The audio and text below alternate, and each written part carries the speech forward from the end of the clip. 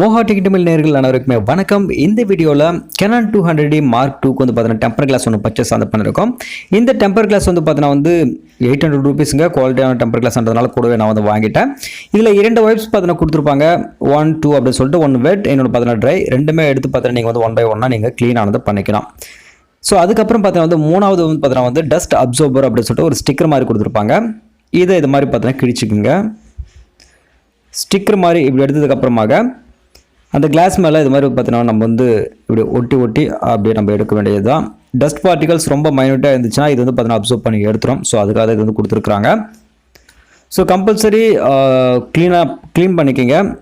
இல்லை நீங்கள் temper glass ஒட்டுறதுக்கு அப்புறமாக அங்கே டஸ்ட் பார்ட்டிகல்ஸ் ஏதாச்சுன்னா அந்த ஏர் பபிள்ஸ் மாதிரி ஏதாவது சம்திங் ஏதாவது ப்ராப்ளம் வரதுக்கு வாய்ப்புகள் பார்த்தா இருக்குது.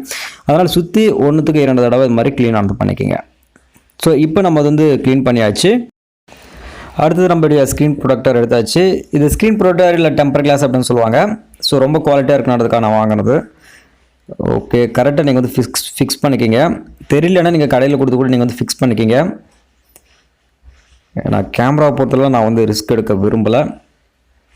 ஸோ அதனால் க்ளீனாக பார்த்து ஃபிக்ஸ் பண்ணலாம்.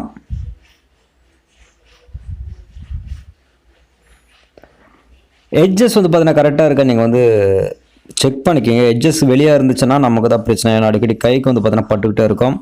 ஸோ டெம்பர் கிளாஸ் பார்த்தீங்கன்னா வந்து ஏர் பபிள்ஸ் மாதிரி எதாவது கிரியேட் ஆச்சுனாக்கா அந்த மொத்தமே கிளாஸ் வந்து பார்த்தீங்கன்னா நீங்கள் வெளியே எடுக்க வேண்டியிருக்கும். ஸ்க்ரீனுக்கு ஏதாவது பாதிப்பு போகிறதுக்கு வாய்ப்புகள் நிறைய இருக்குது. இப்போ வந்து பாருங்கள், நம்ம ஒரு சின்ன ஒரு மிஸ்டேக் பண்ணிட்டோம். டெம்பர் கிளாஸ் கொஞ்சம் வெளியே வந்துட்டுருக்கு. ஸோ கொஞ்சம் கேர்ஃபுல்லாக அதை வந்து நீங்கள் ஹேண்டில் பண்ணாங்க. லைட்டாக 4 மூலையிலும் நீங்கள் இது மாதிரி இப்படி லைட்டாக ப்ரெஷர் கொடுங்க. டெம்பர் கிளாஸ் வந்து பிரேக் ஆகிறதுக்கு நிறைய வாய்ப்புகள் இருக்குது. ஸோ இது மாதிரி தவறுகளும் நடக்கிறதுக்கு வாய்ப்புகள் இருக்குது. ஸோ அந்த ஏர் பபிள்ஸ் உள்ளே போகும்போது லைட்டாக ப்ரெஷர் கொடுத்து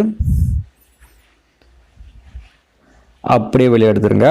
ஸோ இந்த தவறுகள் நீங்கள் வந்து செய்யாதீங்க. உங்களுக்கு ஒட்ட தெரியல அப்படின்னா தயவு செஞ்சு கடையிலையாவது கொடுத்து நீங்கள் வந்து ஒட்டிக்கிங்க. ஸோ ஒரு வழியாக நம்ம வந்து வெளியே எடுத்தாச்சுங்க. இப்போ கரெக்டாக நம்ம வந்து அட்ஜஸ்ட் பண்ணி ஃபிக்ஸ் பண்ணிக்கலாம். அந்த ஏர் பபிள்ஸ் பார்த்தீங்கன்னா வந்து கிட்டத்தட்ட ஆட்டோமேட்டிக்காக அதுவே வெளியே போயிடும். லைட்டாக டச் மட்டும் பண்ணுங்க.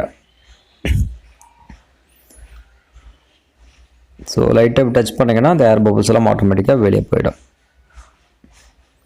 ஸோ அதுக்கப்புறம் கிளாத் எடுத்து ஒரு தடவை நீங்கள் வந்து க்ளீனாக வந்து பண்ணிக்கோங்க. ஸோ இவ்வளோ தான். இது மாதிரி பார்த்தீங்கன்னா நீங்கள் வந்து ஃபிக்ஸ் பண்ணுறதுக்கு ட்ரை பண்ணுங்கள். உங்களால் முடியலன்னும் போது கடையில் கொடுத்து நீங்கள் வந்து ஃபிக்ஸ் பண்ணிக்கோங்க. ஸோ இந்த சின்ன ஒரு வீடியோ தான், பட் ஏதாவது ஒரு வகையில் உங்களுக்கு யூஸ்ஃபுல்லாக இருக்கின்றதுக்காக தான் இந்த வீடியோ உங்க கூட ஷேர் பண்ணிக்கணும்னு நினச்சேன். வீடியோ கண்டிப்பாக உங்களுக்கு வந்து யூஸ்ஃபுல்லாக இருந்துச்சுன்னா லைக், ஷேர் அப்புறம் கமெண்ட் பண்ண மறந்துடாதீங்க.